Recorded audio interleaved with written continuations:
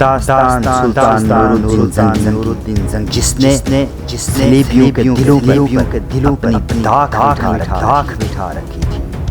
قلعے پر مسلمانوں نے اپنا پرچم نصب کیا۔ سلطان نورالدین کی ان لگاتار فتوحات نے صلیبیوں کی ہمت پست کر کے رکھ دی تھی، اور سلطان نورالدین زنگی کا نام سنتے ہی وہ کانپتے تھر تھرانے لگتے تھے۔ دوسری طرف مسلمانوں نے یہ بھی جان لیا تھا کہ سلطان نورالدین زنگی صلیبیوں کے مقابلے میں مسلمانوں کے لیے رحمت و فتح مندی کا ایک فرخ ستارہ ہے۔ جلدک اور دلوکا دونوں قلعوں اور شہروں کو فتح کرنے کے بعد سلطان نے اپنے لشکر کے ساتھ تل باشر کا رخ کیا۔ کبھی الربا جو سلین کا مرکزی شہر ہوا کرتا تھا، لیکن جب اس سے وہ شہر چھین گیا تو اس نے تل باشر کو اپنی طاقت و قوت اور حکومت کا مرکز بنا لیا تھا۔ یہیں سے نکل کر وہ سلطان نورالدین زنگی کے مقابلے پر گیا تھا۔ شکست ہوئی اور وہ گرفتار ہو گیا تھا۔ دلوکا سے نکل کر جب سلطان نورالدین زنگی تل باشر کے پاس آیا اور وہاں اس نے شہر کے باہر اپنے لشکر کے ساتھ پڑاؤ کر لیا، تب تل باشر کے صلیبی بڑے پریشان ہوئے۔ ان کے پاس خبریں پہنچ چکی تھیں کہ سلطان جلدک اور دلوکا کو فتح کرنے کے بعد ان کی طرف آیا ہے، اور یہ کہ اس سے پہلے اس نے صلیبیوں کے بہت سے چھوٹے بڑے قلعے ان سے چھین لیے تھے، اور اب وہ کسی بھی صورت تل باشر کے صلیبیوں کو معاف نہیں کرے گا۔ یہ صورتحال تل باشر کے مکینوں کے لیے بڑی تکلیف دہ تھی۔ وہ یہ بھی جان چکے تھے کہ ان کے حکمران جو سلین کو سلطان نے بدترین شکست دینے کے بعد زندان میں ڈال دیا ہے، وہ اس بات کو بھی تسلیم کرتے تھے کہ وہ سلطان نورالدین زنگی کا مقابلہ کرنے کی سکت نہیں رکھتے۔ لہٰذا جو ہی سلطان نے تل باشر کے باہر اپنے لشکر کے ساتھ پڑاؤ کیا، تب تل باشر کے سرکردہ لوگوں نے شہر کے اندر ایک مجلس مشاورت کا انعقاد کیا، جس میں کافی بحث و تمہیز کے بعد یہ فیصلہ ہوا کہ سلطان نورالدین زنگی کا مقابلہ کرنے یا اس سے ٹکرانے کی بجائے اس کی اطاعت قبول کر لی جائے۔ اس میں تل باشر کے لوگوں کی بہتری اور بلائی ہوگی۔ کچھ لوگوں نے یہاں تک کہہ دیا تھا کہ اگر تل باشر کے صلیبیوں نے سلطان نورالدین زنگی سے ٹکرانے کی کوشش کی تو تل باشر کی ساری قوت کو سلطان پاش کر کے رکھ دے گا۔ چنانچہ تل باشر کے لوگوں نے اپنے کچھ سرکردہ آدمیوں کو سفیر بنا کر سلطان کی خدمت میں شرائط طے کرنے کے لیے بھیجا۔ چونکہ تل باشر کے لوگوں نے لڑے بغیر سلطان کی اطاعت اور فرما برداری کا اظہار کر لیا تھا، اس لیے رحم دل سلطان نے ان کے ساتھ انتہائی نرمی اور فراخ دلی کا برتاؤ کیا، اور تھوڑا سا برائے نام جزیہ ان پر عائد کر کے ان لوگوں کو جانے مال کی حفاظت کی ضمانت دی، بلکہ ان کو عام شہریوں جیسے حقوق شہریت بھی عطا کی۔ مسلمان مورخین کے علاوہ مغربی مورخین بھی اس بات کو تسلیم کرتے ہیں کہ سلطان نورالدین زنگی کا سلوک تل باشر کے لوگوں کے اطاعت قبول کرنے سے انتہائی فراخ دلانہ اور رحم دلانہ تھا۔ اس نے صلیبیوں اور مسلمانوں کے اندر صرف اتنا فرق رکھا کہ مسلمانوں سے عسکری خدمت لی جاتی تھی اور وہ خراج سے مستثنیٰ تھے، جبکہ صلیبیوں سے معمولی جزیہ لیا جاتا تھا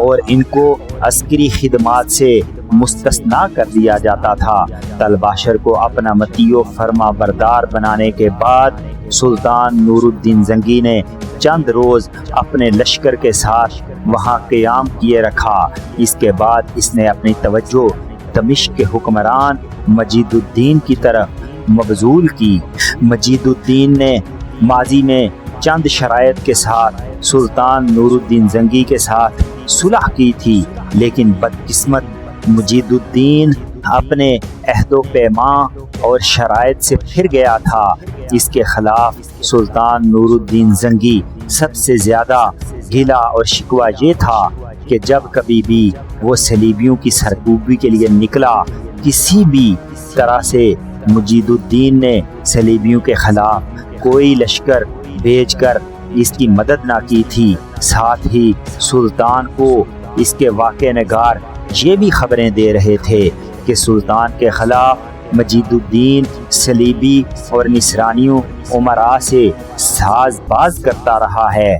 سلطان نور الدین زنگی بڑی تیزی سے منزل پر منزل مارتا ہوا اپنے لشکر کے ساتھ مدافعات دمشق میں پہنچا اور وہاں اپنے لشکر کے ساتھ پنجہ زن ہوا۔ مجید الدین یہ خیال کر بیٹھا تھا کہ اس کے پاس بڑی طاقت اور قوت ہے اور سلطان نور الدین کا مقابلہ کر سکتا ہے، لہٰذا اس نے سلطان نور الدین سے جنگ کرنے کی ٹھان لی تھی۔ جس روز سلطان نور الدین زنگی نے دمشق کے نواح میں پڑاؤ کیا، اسی روز اس کے مخبروں نے اطلاع کر دی تھی کہ اگلے روز مجید الدین شہر سے باہر نکل کر سلطان سے ٹکرانے کی کوشش کرے گا۔ رات کے وقت سلطان نے ایک بہت بڑا قدم اٹھایا، اس نے مجدد الدین کو اپنے حصے کے لشکر کے ساتھ دمشق کے مغرب میں ایک کوہستانی درے میں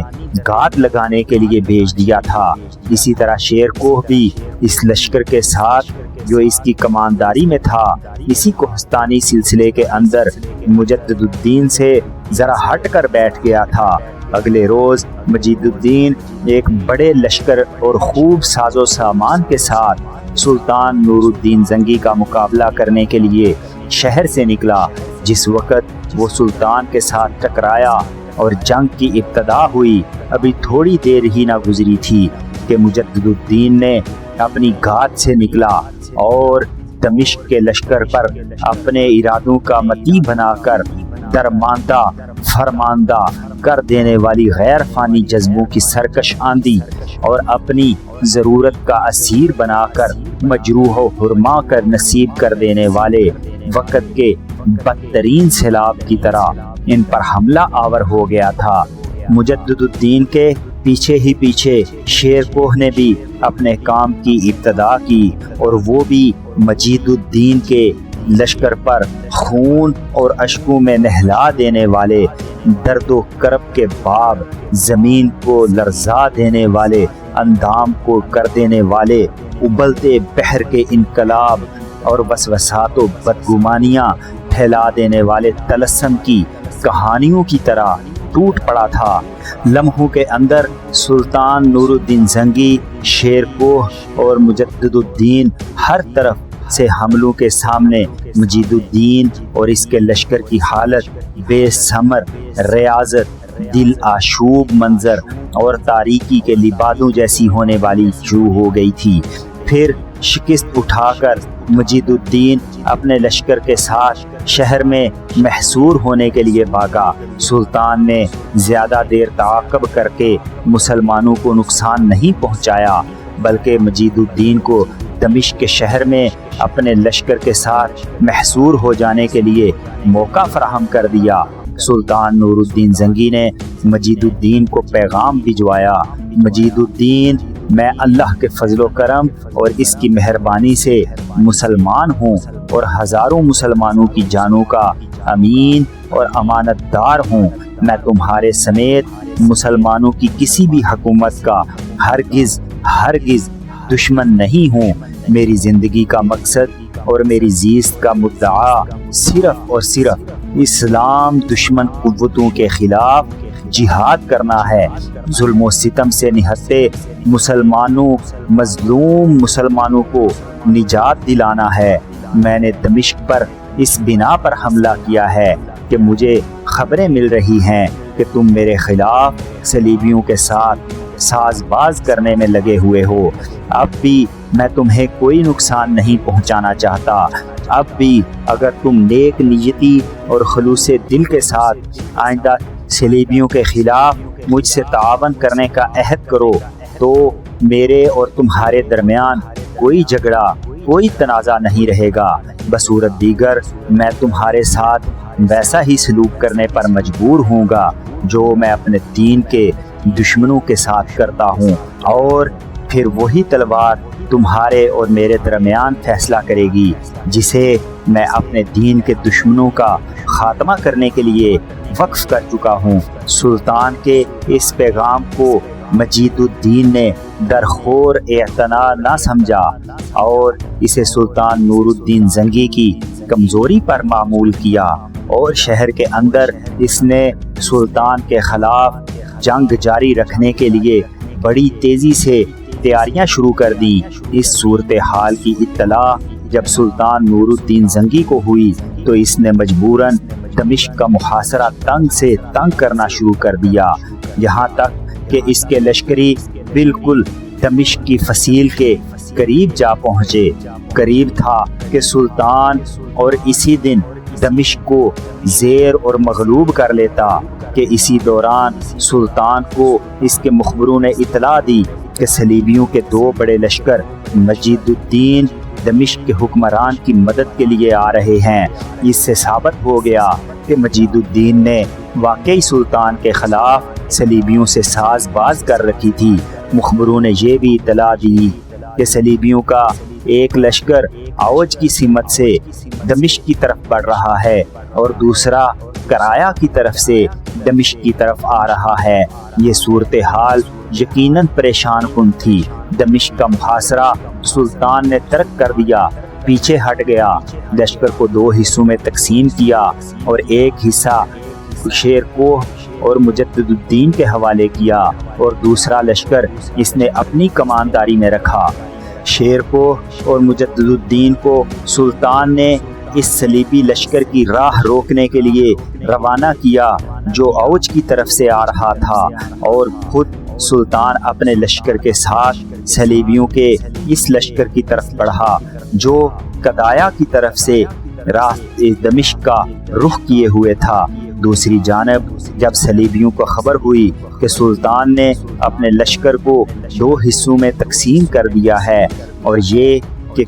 شیرکوہ اور مجدد الدین ان صلیبیوں کی طرف بڑھے جو اوج کا رخ کر رہے ہیں اور خود سلطان اپنے لشکر کے ساتھ قدایا کا رخ کر رہا ہے، تب وہ بڑے فکر مند ہوئے۔ وہ جانتے تھے وہ دونوں مختلف حصوں میں بٹ کر مسلمانوں سے ٹکرائیں گے تو تباہ و برباد ہو کے رہ جائیں گے، لہٰذا دونوں لشکروں نے راس العما کا رخ کیا اور وہاں دونوں حصے متحد ہو گئے۔ ادھر بطن باطن مجید الدین بھی اپنے لشکر کے ساتھ دمشق سے نکلا اور راس العما کی طرف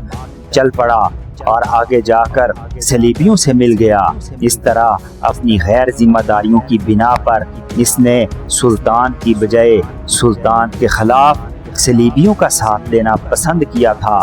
اس موقع پر مجید الدین نے ایک اور حماقت کا ثبوت دیا۔ راس العماد میں صلیبیوں سے ملنے کے بعد اس نے صلاح مشورہ کیا، پھر وہ وہاں سے ہٹا اور اپنے لشکر کے ساتھ اس نے سلطان کے سرحدی علاقوں پر حملے شروع کر دیے تھے، تاہم صلیبی لشکر راس العماد کے مقام پر ہی پڑاؤ کیے ہوئے تھا۔ سلطان نور الدین زنگی بھی حالات کا بڑی گہری نگاہ سے جائزہ لے رہا تھا۔ اس کے واقع نگار اسے خبریں دے رہے تھے کہ جن علاقوں پر مجید الدین حملہ آور ہوا ہے ان علاقوں کے نگہبانوں نے علاقوں کا دفاع کیا ہے، لہٰذا اپنے حصے کے لشکر کے ساتھ حالات کا جائزہ لیتے ہوئے سلطان خود قدایا کے مقام پر ہی پڑاؤ کیے رہا، جبکہ شیرکوہ اور مجدد الدین حرکت میں آئے اور انہوں نے صلیبی لشکر کا رخ کیا جو راس العماد کے مقام پر ٹھہرا ہوا تھا